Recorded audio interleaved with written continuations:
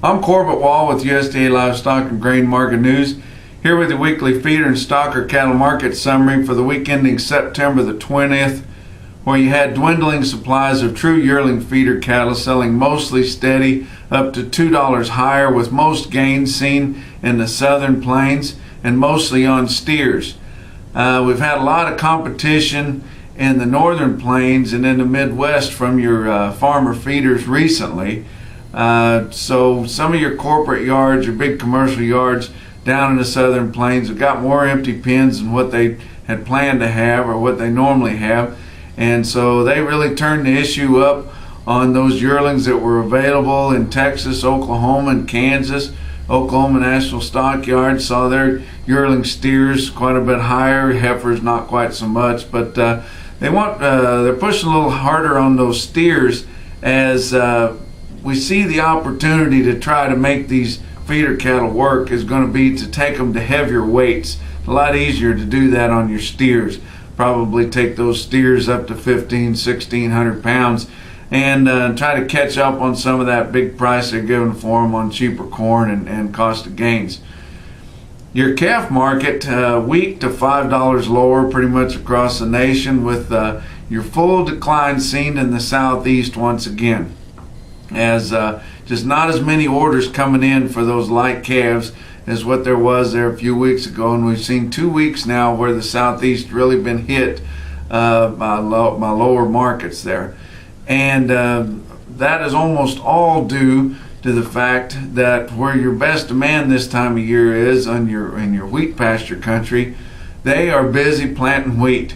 And pretty much everybody, Texas Panhandle up through Oklahoma, southern Kansas, are all busy planting wheat right now.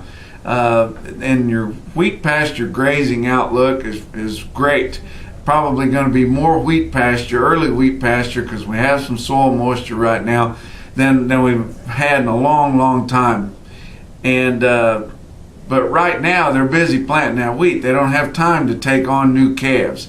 They don't have enough help. Everybody's busy planting wheat, but once they get that wheat in the ground here in the next week or two, if they get a little sunshine on that, they've had some moisture come through, had some more this week, but it doesn't take very long for that wheat to pop up. And when it pops up green, they're going to be calling and ordering calves, and they're going to be aggressive about it too.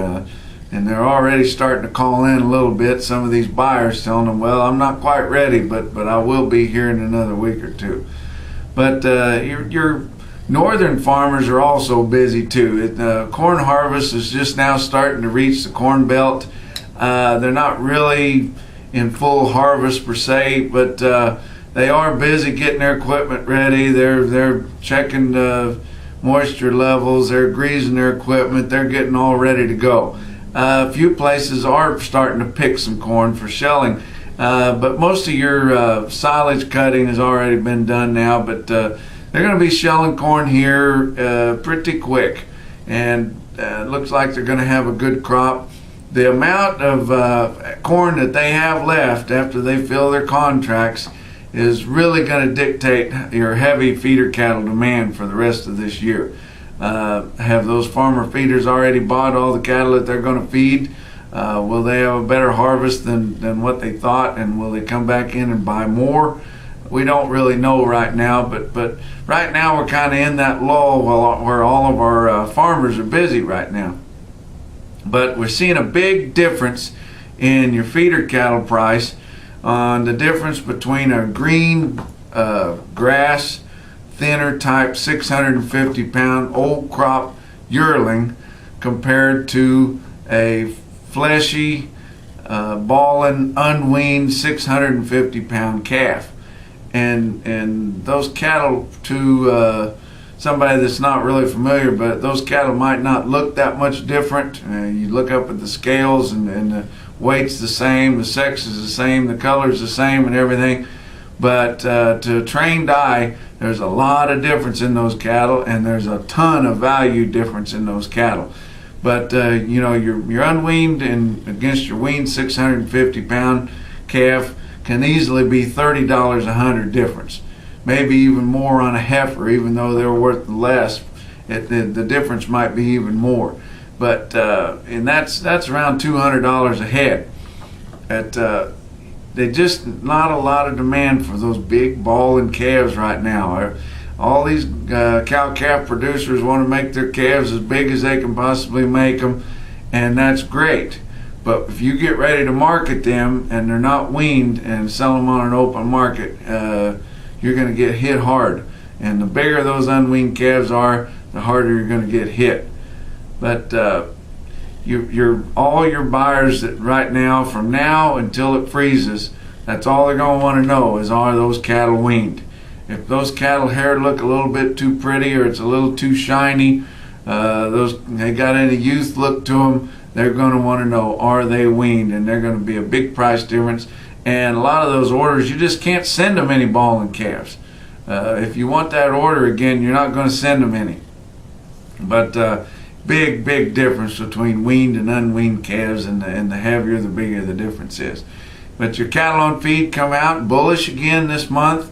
Been bullish here for a while, and it's just a lot of hard evidence that our numbers of cattle are just as tight as we know they are. They're as tight as we've all been talking about. It's finally starting to show up in this data. It's driving the board, which is supporting the market. But your cattle on feed as of September the 1st come in at 92.8. Your average guess was 93.5, and they had that cranked down pretty low because they knew it was going to be low. Your placements, once again, was the big deal, 89.1%. So that's almost 11% right there. Difference between this year, right now, and a year ago this time on the number of new cattle put on feed. And 89.1 was compared to your average guess, which was 91.6, and they had really made an effort to crank that down lower and still missed it there. Your fed cattle marketings during August come in at 96.3, which is a lot lower than a year ago, but that's compared to the average guess, which was 95.5. So that's also a supportive data there. But so you can expect the support in this rally that we've seen on these good market prices to go on right now. Your slaughter cattle market, fed cattle, direct fed cattle market, finally moved after 5 or 6 weeks of staying right there, especially in the southern plains. We saw $1 higher this week at 124. Regional weighted averages in your north central states this week, an 8 to 900 pound steer cost 157.02 compared to 155.62 last week and 141.53 a year ago. Down in the south central states, a 7 to 800 pound steer cost 157.37 compared to 155.86 last week and 143.15 a year ago. Down in the southeast, a 5 to 600 pound steer cost you 151.81 compared to 150.94 last week and 143.33 a year ago. That wraps up your feeder stock or cattle market summary for this week. Check out our website for more market information at marketnews.usda.gov.